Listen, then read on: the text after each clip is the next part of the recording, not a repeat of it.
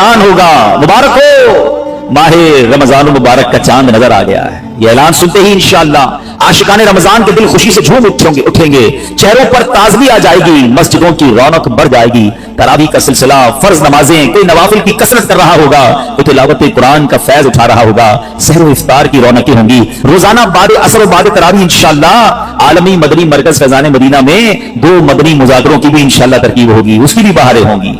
सुभान अल्लाह। क्या आप जानते हैं रमजान मुबारक कितना अजीम महीना है? जी हाँ, वो महीना तशरीफ ला रहा है जिसे हदीस पाक में सैयदुश्शहूर यानी तमाम महीनों का सरदार कहा गया। मुबारक महीना आ रहा है कि उसकी पहली रात से आसमानों के दरवाजे खोल दिए जाएंगे, फिर आखिरी रात तक, लास्ट नाइट तक वो दरवाजे बंद नहीं होंगे। तो इस महीने में एक सजदा करे उसे 1500 नेकियां लिखी जाती हैं और जन्नत में सुर्ख याकूत का घर बनाया जाता है। अल्लाह अकबर। समझ आ रही है बात? एक सजदे पर 1500 नेकियां और एक ही सजदे पर सुर्ख याकूत का जन्नत में घर। अब सोचें जो नफल पढ़ते हैं, जो पूरी तरावी पढ़ते हैं, हर सजदे पर क्या कुछ हासिल कर रहे हैं। उन्हें सोचना चाहिए जो तरावी में सुस्ती कर जाते हैं, नवाफिल में सुस्ती करते हैं। दिल पर चोट करने के लिए जुमला कह देता हूं, बाकी फिर आगे चलते हैं कि अगर ये कह दिया जाए कि माह रमजान में जो जितने सजदे करेगा उसे उतने 1000 रुपए मिलेंगे, तो बताएं कितने सजदे करेंगे?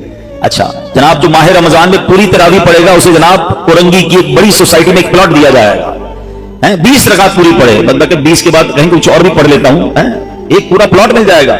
हर सजदे पर, कराची में नहीं, पाकिस्तान के पोश एरिया में नहीं, जन्नत में सुर्ख याकूत का घर दिया जा रहा है।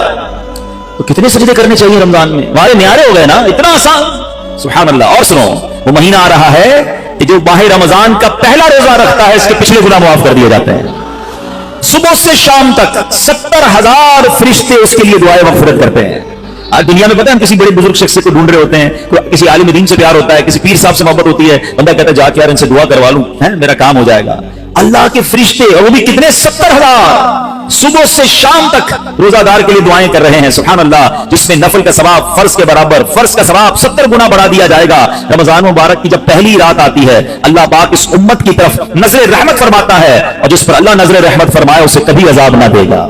इससे बड़ा क्या पता चल रहा है? 2-3 बातें आ गई हैं कि पहली रात बड़ी इंपॉर्टेंट है, आखिरी रात तो है ही इंपॉर्टेंट, बाद में बताऊंगा, मगर चूंकि पहली रात आने वाली है ना, first night of Ramzan is very important. आपने सुना उस रात हमें 2 रकअतें पढ़नी है, फिर फरमाया इस रात अल्लाह जिस पर नजर रहमत फरमाएगा उस पर कभी अजाब नहीं होगा, और फिर क्या फरमाया कि पहली रात आसमानों के दरवाजे खोल दिए जाते हैं। सुभान अल्लाह। तो ये खास रात है। फरमाया इस मुबारक महीने में बख्शिश के परवाने बांटे जाएंगे। कौन सा वक्त बड़ा सेंसिटिव है?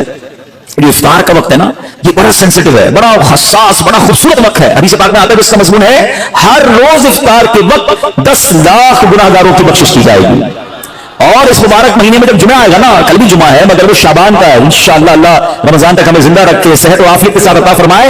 इंशाअल्लाह जो अगला जुमा होगा, रमजान में जितने जुमे होंगे, फरमाया तब तो वारे न्यारे हो जाएंगे जुमेरात की मगरिब से लेकर गुरूब आफ्ताब से जुमे के गुरूब आफ्ताब तक। ये 24 आवर्स है, ये जो दिन रात है, फरमाया हर घड़ी में 10-10 लाख गुनाहगार जहन्नम से आजाद कर दिए जाते हैं। और वो भी कौन से?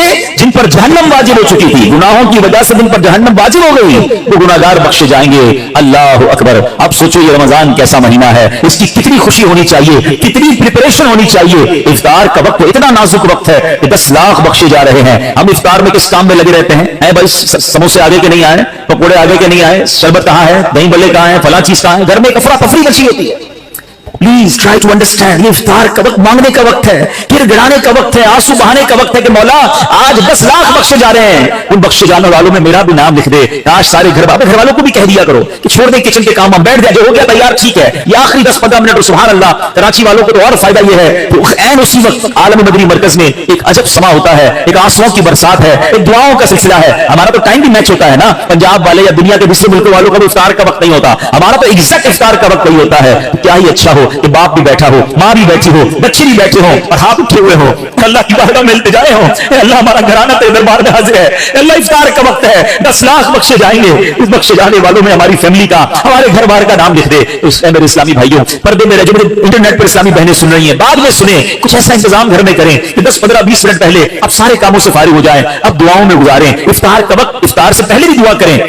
مگر جو خاص مقبولیت کی گھڑیاں ہیں وہ عین افطار کے بعد ہیں. افطار میں لگ جاتے ہیں ہم, کھجور کھا لی, پانی پی لیا, دوبارہ ہاتھ اٹھائیں, دوبارہ مانگے. یہ وقت ہے مانگنے کا, یہ قبولیت کی گھڑیاں ہیں. اللہ کرے کہ ہم ان لمحات کو پراپر انداز میں, صحیح انداز میں گزارنے میں کامیاب ہو جائیں. کیا خوبصورت اشعار لکھے گئے کہ واہ کیا بات ہے ماہ رمضان کی, واہ کیا بات ماہ رمضان کی, واہ کیا ماہ رمضان کی, آیا رمضان آ گیا رمضان, واہ کیا بات ماہ رمضان کی, جان رمضان پر میری قربان, واہ کیا بات ماہ رمضان کی, فضل رب سے تیرا گیا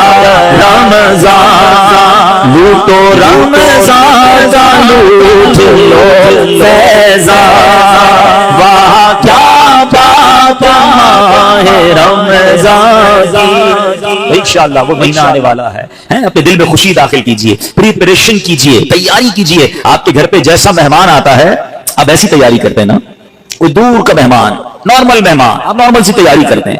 اسپیشل مہمان آپ اسپیشل تیاری کرتے ہیں. کچھ مہمان ایسے ہوتے ہیں جن کے آنے کے لیے انتظار ہوتا ہے, یقین نہیں آتا وہ ہمارے گھر آ رہے ہیں. بندہ گھر بھی سجاتا ہے, صفائی بھی کرتا ہے, خوشبو بھی لگاتا ہے, اچھے اچھے کھانے بناتا ہے. مہمان کی تیاری ہے نا. تو رمضان یہ رب کی طرف سے ہمارے لیے مہمان آ رہا ہے, ہماری بخشش کروانے آ رہا ہے.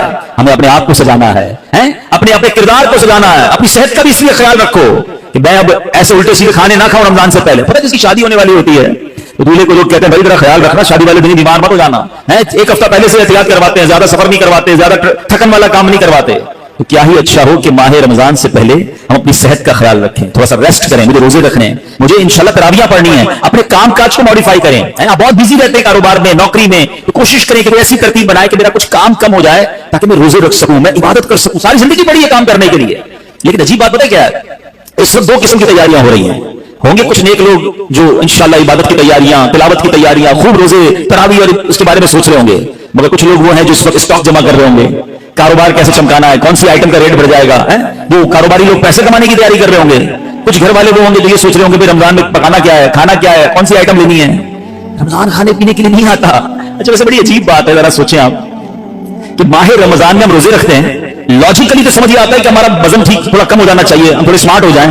مگر کئی لوگ وہ ہیں جن کے رمضان میں وزن بڑھ جاتا ہے. کیوں بھائی؟ اس لیے کہ سحری میں زیادہ کھاتے ہیں, پورا دن روزہ رکھنا ہے. رات زیادہ اس لیے کھاتے ہیں کہ پورا دن روزہ رکھا تھا, پھر 2 بار اور کھاتے ہیں کہ کل پھر روزہ رکھنا ہے. تو عام دنوں میں 2 بار کھاتے ہیں, رمضان میں 4-5 بار کھاتے ہیں. اور وہ کھاتے میں نہیں کھانا چاہیے. پورا سال جو چیز نہیں کھاتے رمضان میں کھاتے ہیں, پھر موٹے ہو جاتے ہیں, طبیعت خراب ہو جاتی ہے, گلے خراب ہو جاتے ہیں. نہیں, ماہ رمضان تو کم کھانے کا مہینہ ہے, فریش ہونے کا مہینہ ہے. لیکن ہمارے یہاں تو فیسٹیول, اگر میں کہوں کسی کو کہ کسی غیر مسلم کو اگر رمضان میں دورہ کرا دیا جائے پاکستان کے مختلف شہروں کا اور کہیں بتاؤ کیا آپ نے دیکھا, تو کہہ رہا لگتا ہے مسلمانوں کا کوئی کھانے پینے کا تہوار آ رہا ہے. کہ میں جس مٹھائی کی دکان پہ گیا وہ رش تھا, جس پکوڑی کی دکان پہ گیا وہ لائنیں لگی ہوئی تھی افطار سے پہلے, اور بورڈ لگے ہوئے تھے سحری آفر, افطار آفر. تو لگتا ہے مسلمانوں کا کوئی کھانے پینے کا سالانہ تہوار آتا ہے. کتنی عجیب بات ہے یار, جس مہینے میں پورا دن کھانے پینے سے رکنا ہے اس مہینے میں سارا دن رات کھانے پینے کی باتیں ہو رہی ہوتی ہیں. مجھے بتائیں نا, ہم اب دوست آپس میں ملتے ہیں کیا بات کرتے ہیں, یار سنا بات سحری کہاں کرنی ہے, اچھا بھائی افطار کہاں کرنا ہے, رات کدھر چلنا ہے کھانے کے لیے. ارے بھائی یہ بات کون کرے گا, تراویح کدھر پڑھنی ہے, آج تلاوت کدھر کرنی ہے, تہجد کہاں پڑھنی ہے, ان میں دین کی محفل کدھر سجی ہوئی ہے, ذکر و اذکار میں آج بیٹھ کے کدھر کرنا ہے, آج مل کے اللہ کی بارگاہ میں گر گڑا کر دعائیں کہاں کرنی ہے. یہ گفتگو کیوں نہیں ہوتی؟ ماہ رمضان تو نیکیوں کا اجر بڑھا دیا گیا, مگر دماغ میں ایک ہی بات گھوم رہی ہوتی ہے, یا دوسری آج کل کھیل کود شروع ہو گیا رمضان میں. ایسا نہ کریں. ماہ رمضان کے کیسے کیسے فضائل ہیں ذرا سنیے گا. معراج شریف کی روایات میں ہے, معراج کے دولہا مکی مدنی مصطفیٰ صلی اللہ تعالی علیہ وسلم نے سدرۃ المنتہا کے قریب ایک فرشتہ دیکھا. آپ فرماتے لم ار مثلہ, لم ارى مثلہ, یعنی ایسا نرالا فرشتہ میں نے کبھی نہیں دیکھا. نبی پاک فرما رہے ہیں. تو آپ فرماتے ہیں کہ میں نے ایسا نرالا فرشتہ کبھی نہیں دیکھا تھا. جب تسبیح کرتا تھا تو اس کی ایسی خوبصورت آواز تھی کہ اس آواز سے عرش بھی جھوم اٹھتا تھا. میں نے جبریل سے پوچھا ایو خلقی ھذا, اے جبریل یہ کون سی مخلوق ہے؟ اس کی حضور یہ ایک فرشتہ ہے جو حضرت آدم علیہ السلام سے 2000 سال پہلے پیدا کیا گیا تھا. میں نے پوچھا اس سے پہلے یہ کہا تھا؟ عرض کیا اللہ پاک نے عرش کے نیچے جنت میں ایک جگہ بنائی ہے, یہ وہی ہوتا ہے. حضور آج آپ کے دیدار کے لیے حاضر ہوا ہے. کیا شان ہے میرے آقا کی, ہر کوئی فدا ہے بن دیکھے, دیدار کا عالم کیا ہوگا. فرشتہ بھی میرے آقا کے دیدار کا تمنائی ہے. جبریل امین کہتے حضور آج آپ کے دیدار کے لیے حاضر ہوا ہے. مکی مدنی سلطان صلی اللہ تعالی علیہ وسلم فرماتے ہیں اب نبی پاک علیہ الصلوۃ والسلام نے اس فرشتے سے بڑا کمال کا سوال کیا، ذرا سنیے گا آپ کا ایمان تازہ ہو جائے گا۔ پیارے آقا علیہ الصلوۃ والسلام اس فرشتے کو سلام کیا تو وہ تسبیح میں مصروف تھا، اللہ پاک کی تسبیح میں مصروف تھا، اسے سلام سنائی نہ دیا۔ اب جبریل امین نے اسے کہا ہاذا محمد صلی اللہ علیہ وسلم، یہ محبوب خدا جناب رسول اللہ صلی اللہ علیہ وسلم ہے۔ جب اس نے سنا تو خوشی سے اپنے دو سبز پر پھیلائے، یہ اتنے بڑے پر تھے جنہوں نے آسمانوں اور زمین کو گھیر لیا۔ اب اس نے مجھے نبی پاک فرماتے مجھ سے گلے ملنے کی سعادت حاصل کی، ادب سے بوسہ بھی دیا، پھر عرض کی یا رسول اللہ صلی اللہ علیہ وسلم آپ کے لیے گڈ نیوز ہے، آپ کے لیے خوشخبری ہے کہ اللہ پاک نے آپ ماہ رمضان کے صدقے آپ کی امت کی بخشش فرما دی ہے۔ اس فرشتے نے نبی پاک کو خوشخبری عرض کی کہ حضور آپ کی امت کو اللہ نے ماہ رمضان کے صدقے بخش دیا ہے۔ سبحان اللہ۔ نبی ہاشمی صلی اللہ علیہ وسلم مزید فرماتے ہیں اس فرشتے کے سامنے دو صندوق رکھے ہوئے تھے جن پر ہزاروں تالے لگائے ہوئے تھے۔ میں نے پوچھا ان صندوقوں میں کیا ہے؟ اس فرشتے نے عرض کی ان صندوقوں میں آپ کی امت کے روزہ داروں کے لیے جہنم سے آزادی کے پروانے ہیں۔